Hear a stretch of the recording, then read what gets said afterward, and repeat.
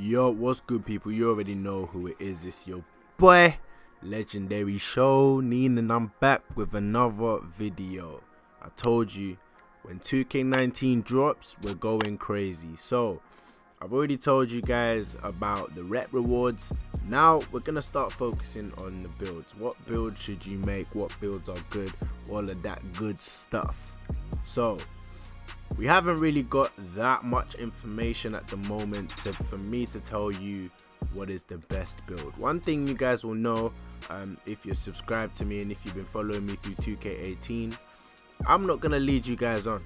I'm not going to tell you guys things based on assumptions and information that is not fact. I'm going to tell you guys stuff based on facts and based on my opinion, which normally is based on facts. So, at the moment, we don't have enough information for me to tell you what is hands down the best build, and I myself don't even know what build I'm definitely going to use. However, there are some really important things that you need to know before choosing a build, and you need to make sure you know these things, because if you don't, and if you think that you're gonna make a build based off kind of things that were in previous 2Ks, then you're gonna shoot yourself in the foot and you're gonna end up with a rubbish build, and you're gonna end up having to change it and wasting all your VC. So make sure you watch this video all the way to the end, because everything in this video is going to be important. Yeah?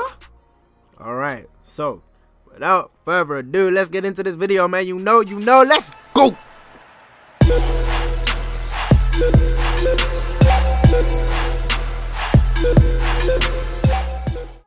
Alright, so when you jump into 2K19 in the prelude, you get this vital screen, and then when you've done that, it takes you through to go and decide what type of player you are. So at this point, you get your position choices: point guard, shooting guard, small forward, power forward, and center.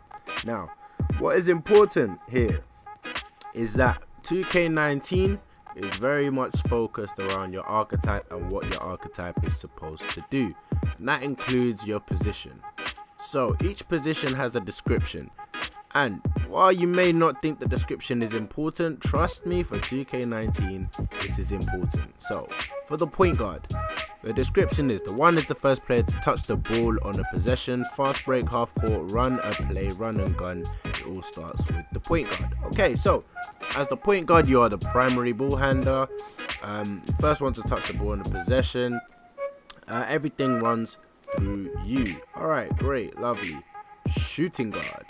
The two guard will be asked to get open for quick catch and shoot opportunities and create their own open looks off the dribble.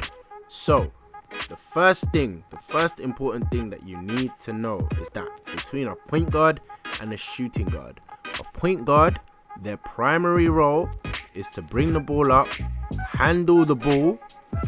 See what I did there? Handle the ball handling, and run plays, right?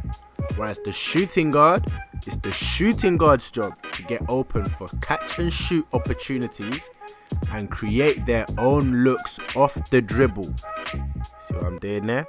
Catch and shoot and off the dribble. So if you want to be a scorer, if your primary objective when making your build is to be a scorer, while in previous years you could pick a point guard and it wouldn't really make a difference, this year it will make a difference. And when we look at the badges, you will see exactly why.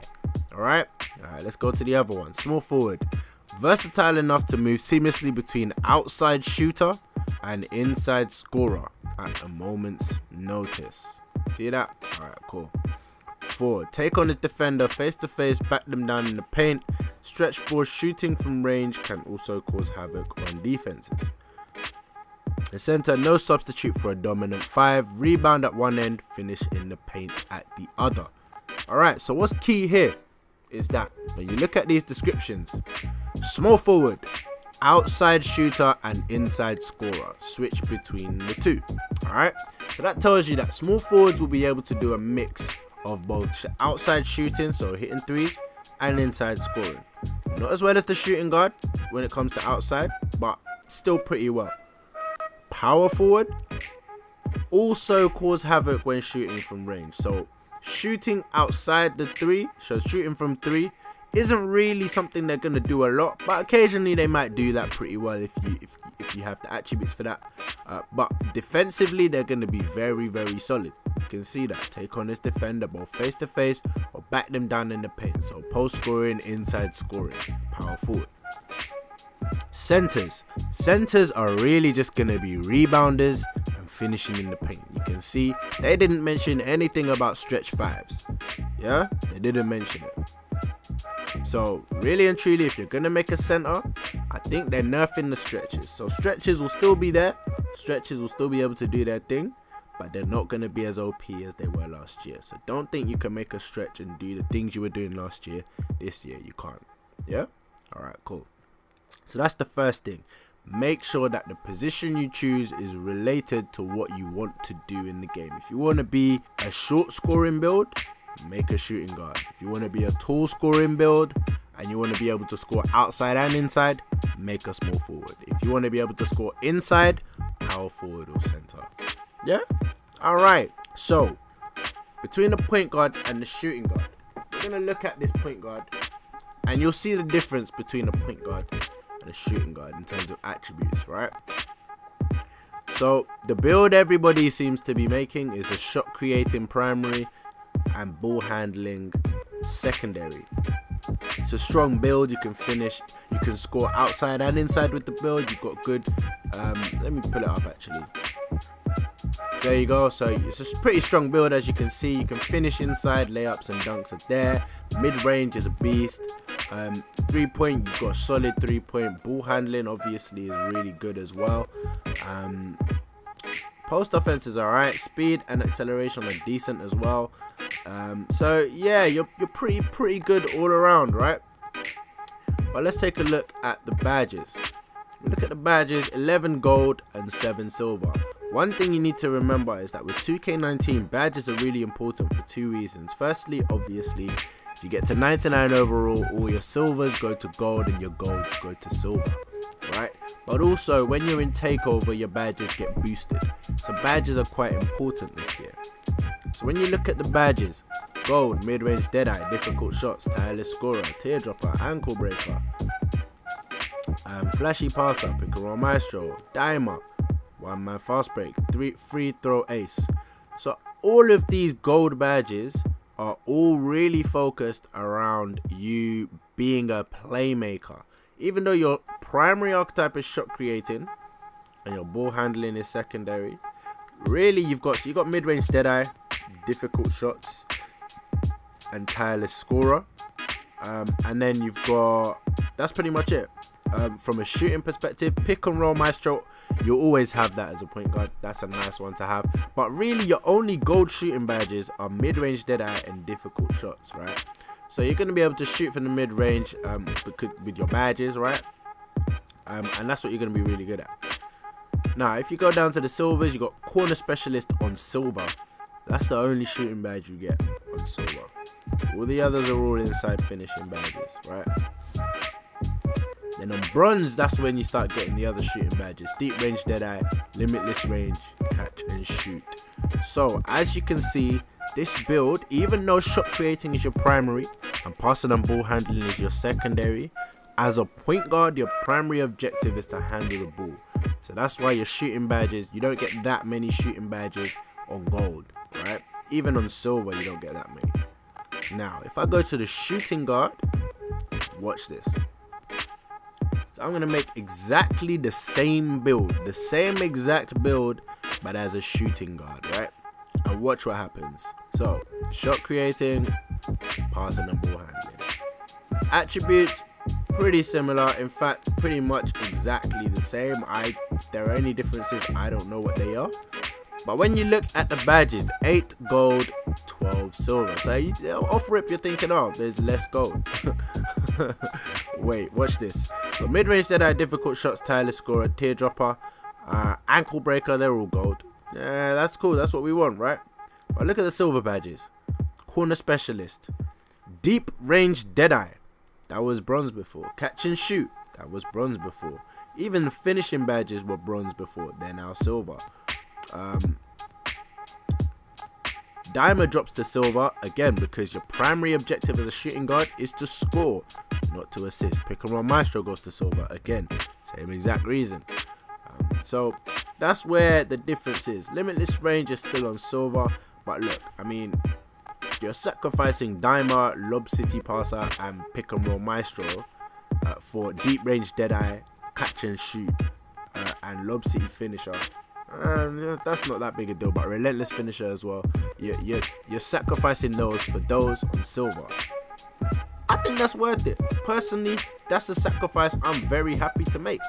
I don't mind that, because that means that, especially if you hit 99 overall, those badges are going to be gold. So when I tell you, if your primary objective is to score the ball and you want to be a guard, be a shooting guard. If your primary objective is to handle the ball, make plays for other people and your teammates, then be a point guard. Alright? The next important thing you need to know is around your height. Yeah? So your height is going to affect your ball handling quite a bit this year. Now you're not going to see it here, but Zach Timmerman very recently released a table that showed the ball handling attributes. If you want a speed boost, you're gonna have to be under 6'6". Unless you're a pure ball handler, I think you can go up to 6'8". But if you're not, you're gonna have to be shorter than 6'6". And you're gonna have playmaking as either a primary or secondary in your archetype. If you want to be anywhere near 6'5", you need to have ball handling as your primary. Otherwise, you're gonna have to be around 6'2", 6'3" if you want to be able to speed boost with ball handling as your secondary. So height is going to really restrict you in terms of speed boosting this year, so make sure you're aware of that. Additionally, as you can see on the screen right now, height is also going to affect your standing dunks, your strength, and your box out. And one thing to notice is that this year, strength plays a much bigger role in the game than it did last year. Last year, you could blow by anybody. I could be 6'2", and I could blow by a 7'3" center on 2K18. It was just dumb. Whereas this year, from playing the prelude, I've experienced that you can't do that. You can't do that, and it's a lot easier to stop other people from doing that, particularly if you have strength. Strength plays a much bigger role in stopping stuff like that and in defense in general. So if you want to be a somewhat competent defender, then make sure that your strength is decent. So height plays a factor in that. So the last thing you need to be aware of is wingspan. Now, previously, the advice would have been max out your wingspan. Yeah, that would have been that was the advice on everything. Max out your wingspan on any build you make. However, 2K19, everything is different. Watch this. If I max out my wingspan, look what happens to my shooting. My threes drop. My mid-range drops a whole lot. My off-dribble 3 drop and my open shot 3 drops, as well as my ball control. So we always knew that if you max out your wingspan, your shooting is going to suffer. But we didn't always know that your ball control is going to suffer. So even if you make a build with playmaking as the primary and something else as the secondary, you make it the maximum height that you're able to speed boost at. If you increase your wingspan, you may not be able to speed boost. So make sure before you make a build, you keep all of that in mind. These are the things that are important for you. Okay? So I'm going to recap that. First thing that is important is making sure you pick the right position for what you want to do. If you want to score, you want to be an out and out scorer, and you want to be a guard, make a shooting guard. If you want to be an out and out scorer and you want to be tall, make a small forward. Alright? If you want to be a facilitator, ball handler, and your primary role, yeah, you want to score too, but your primary role is to bring others into the game and be the assist guy for your team. Get other people into open positions. Be a point guard. And if you want to dominate in the paint, inside scoring, you can either choose a point forward or a center. It's up to you. Second thing is, obviously that decision affects your badges, so make sure that you look at your badges. Badges are really important this year, both because of takeover and also because, well, in general, badges is what's going to take you from being just an average player to being a really good and consistent player. Badges is what gives you the consistency, so make sure you watch the badges on each build because they're all different position wise, as well as obviously for your archetypes as well. Third thing, height is going to affect you in terms of your strength, your dunking as well, and your speed too, and obviously that will affect speed boosting, and it will affect which contact dunk packages you can unlock, so beware of your height. And the last thing is the wingspan. Wingspan is really different this year. It's gonna not only drop your 3 and your mid range by quite a bit, but it will also drop your ball control if you max out your wingspan. So do not max out your wingspan without fully understanding what that's gonna do to your build. If you're a lockdown, by all means max it if you want to. If you don't want to shoot, then okay, max it. But if you want to be able to shoot or dribble, if those are your primary things, I would say maybe go up one, maybe even go down this year. It might even be something where you might even need to go down this year if you really want to do that. So yeah, be careful of the wingspan too. Other than that, like I said, I don't feel like I have enough information right now to tell you guaranteed which build I'm going to choose. What I can do, I can break down some of the builds that I think are going to be pretty good for each position, across the point guards, shooting guards, small forwards, power forwards, and centers. I will do that. I'll do that for you guys. Don't worry. I'll give you some of the builds that I think, based on purely the ratings and the archetype. Again, this is nothing to do with the height and weight, because we don't have enough information from a height and weight perspective to be able to tell you what height and weight to make your player. But I can tell you which archetypes I think are going to be the best archetypes for 2K19 so far. So I'll do that. I'll be dropping those videos over the next couple days. Other than that, I'll see you in the next video, y'all. Make sure you like this video, subscribe to your boy, and watch some of the other videos coming up, man. You'll see them in the outro, you know what I'm saying? So you know what we're about to do? We're about to go straight to that outro, man. You know what I'm saying? Gang!